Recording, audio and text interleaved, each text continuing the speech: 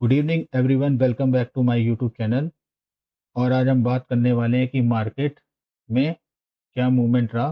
कल देखिए, जैसा मैंने यूट्यूब पे वीडियो में बताया था आपको, ठीक मार्केट ने आज वैसे एग्जैक्टली बिहेव किया। क्या मैंने बताया था आपको कि देखिए, मार्केट पे अगर हम फिप का रिट्रेसमेंट लगाएं, ठीक है, मैं एक बार 2 मिनट आपको फिर से समझा देता हूँ। जो मैंने बताया था, हमने यहाँ से गिरना स्टार्ट किया और यहाँ से जब मैंने गिरना स्टार्ट किया तो मैंने यहाँ तक जो फिप का रिट्रेसमेंट निकाला था। तो देखिए, ये जो रिट्रेसमेंट था, ये वाला जो पॉइंट आ रहा है हमारा, गिरना स्टार्ट किया तो यहाँ तक हम लोग डाउनफॉल किए, यहाँ तक गिरे। उसके बाद हमने यहाँ से बाउंस बैक किया, तो इसका रिट्रेसमेंट जो था ये 0.5%, मतलब 50% का रिट्रेसमेंट था, लगभग 24,050। और जो 62% का रिट्रेसमेंट था लगभग, ये था 24,150। आज हमने क्या किया, 24,150 के ऊपर एक बुलिश कैंडल दे दी है। और बुलिश कैंडल दी है, इसका मतलब हमारा रिट्रेसमेंट कंप्लीट हो गया और हम अब बुलिश मूवमेंट के लिए सोच सकते हैं कि मार्केट यहाँ से ऊपर जाएगी। लेकिन उससे पहले मैं आपको बताऊं, अगर ये तो हम सोच रहे हैं, लेकिन यहाँ पे जो मोमेंटम हुआ है वो बिल्कुल स्ट्रेट हुआ है। मतलब मार्केट में ये एक्सपेक्टेशन नहीं होता कि मोमेंटम जो है बिल्कुल एक ही ट्रेंड पे हो। जैसे देखिए, यहाँ पर मार्केट ने क्या किया है कि सीधा स्ट्रेट भागा है। अगर मार्केट ऐसे जा रहा है ना, तो समझ में आता है, स्विंग लो बनाते हुए जा रहा है तो धीरे धीरे हम लोग आगे बढ़ जाएंगे। लेकिन ऐसा जब मूवमेंट आता है तो मार्केट के वहाँ से गिरने के चांस भी स्ट्रेट होते हैं। तो इसलिए थोड़ा सा हमें केयर करके चलना पड़ेगा कि मार्केट में हो सकता है कि ये मोमेंटम दिखाने के बाद आपको ट्रैप किया जा रहा हो। क्यों ऐसा मैं बोल रहा हूँ, देखिए, यहाँ पे मोमेंटम आया था, एक दिन मार्केट क्या हुआ, इस रेंज में आया, उसके बाद देखिए कितना बड़ी कैंडल बनी है। मतलब आप ये समझिए, ये कैंडल थी 24,300 से और सीधा हम फिसल के आ गए थे 23,800। समझ रहे हैं, मतलब 500 पॉइंट की ये कैंडल थी। तो यहाँ पर क्या हो रहा है, जब मैं देख रहा हूँ ना, तो मुझे 15 मिनट टाइम फ्रेम पर क्या दिख रहा है, आरएसआई डाइवर्जन दिख रहा है, पीसीआर हायर लेवल पर है। तो मतलब ऐसा लग रहा है कि मार्केट को जानबूझ के पुश कराया जा रहा है ऊपर की तरफ। ठीक, तो हमें थोड़ा केयर रहना, सतर्क रहना है कि हो सकता है ये मार्केट थोड़ा ऊपर जाए, उसके बाद एक बड़ी सी रेड कैंडल बने। अब अगर हम देखें कि ये जो मोमेंटम आया है ऊपर की ओर, इस पे अगर हम फिप का रिट्रेसमेंट लगाते हैं तो फिप का रिट्रेसमेंट हमको क्या बता रहा है, देखिए, जब नीचे गिरा था तो उसका क्या हुआ, बाउंस बैक हुआ, रिट्रेसमेंट हो गया। अब हम लोग क्या कर रहे हैं, फिप का रिट्रेसमेंट एक बार फिर से लगाते हैं और देखते हैं हम लोग जब बढ़ना स्टार्ट कर रहे हैं तो उस कंडीशन पे क्या हो रहा है। देखिए, यहाँ पर अगर हम फिप का रिट्रेसमेंट निकालें, इसको मैं एक बार फिर से दिखा देता हूँ आपको। यहाँ पे देखिए, ये है, यहाँ पे अगर हम फिप का रिट्रेसमेंट निकालें और यहाँ तक हम बढ़ के आए, यहाँ तक इस लेवल तक, ये देखिए, ठीक है। तो मैं इसको थोड़ा जूम कर देता हूँ, आपको अच्छे से समझ में आए।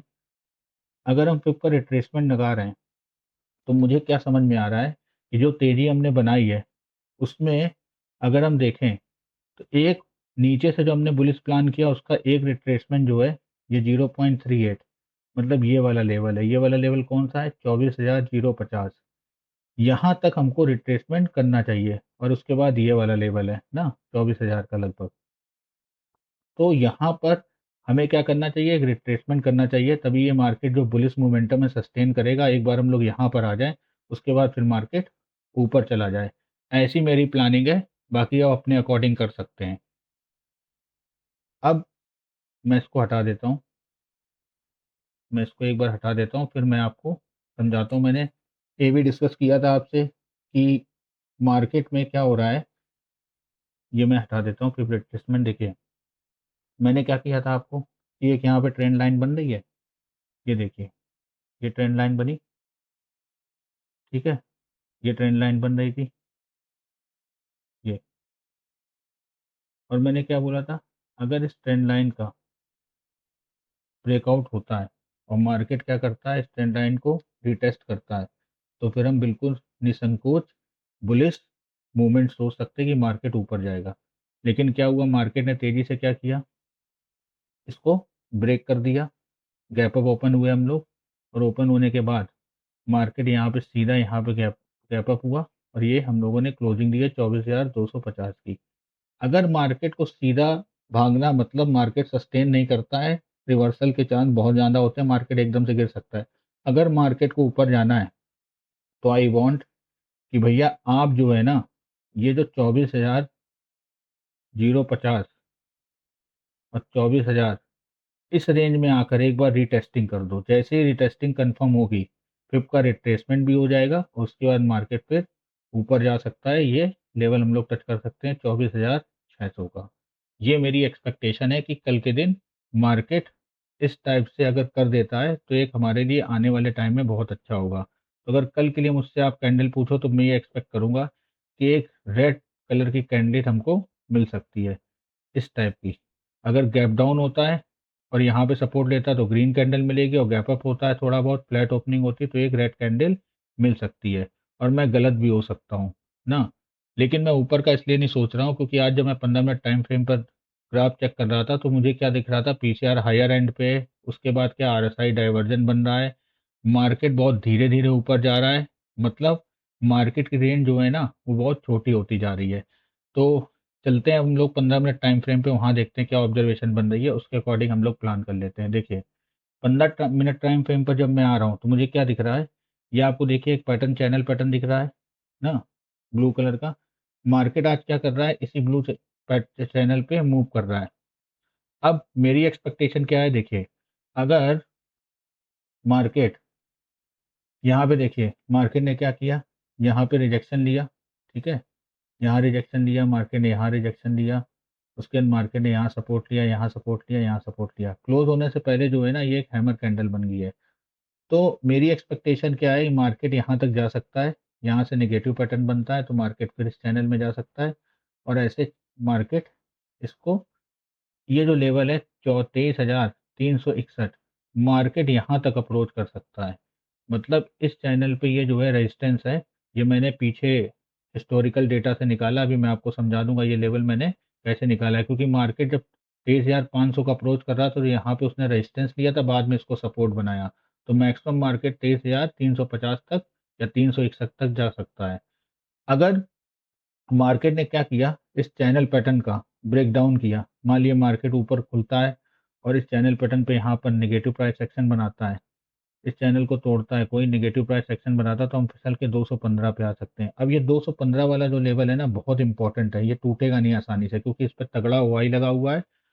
ओआई के साथ-साथ क्या है, मार्केट ने काफ़ी टाइम इस पे एक्सपेंड किया, तो मैं चाहता हूँ अगर ये वाला लेवल टूटे तो एक बार मार्केट इसकी रीटेस्टिंग कर दे। अगर रीटेस्टिंग करता है तो हम फिसल के सीधे आ सकते हैं 24,141, 24,150, और मार्केट ने अगर इसको भी तोड़ा तो सीधा फिर नीचे मैं दिखाऊँ आपको, अगर दिखाऊँ तो अगला सपोर्ट जो आएगा वो हमारा सीधा आएगा, ये देखिए 23,038, 040 का। मतलब मार्केट इस गैप को फिल करने के लिए जा सकता है, जैसी मेरी एक्सपेक्टेशन है। मार्केट यहाँ से यहाँ तक आएगा तो सीधा ये यहाँ तक आ सकता है। अब सर अगर ऊपर जाना है तो देखो भाई, अगर ऊपर जाना है ना तो पीसीआर बैलेंस होना चाहिए। ये मैं समझना चाहता हूँ कि पीसीआर अगर बैलेंस हो, उसके बाद डाइवर्जन जो बन रहा है, ठीक है? तो इसके वजह से मैं कह रहा हूँ कि ऊपर की एक्सपेक्टेशन मेरी कम है, लेकिन market can do anything, market ऊपर भी जा सकता है।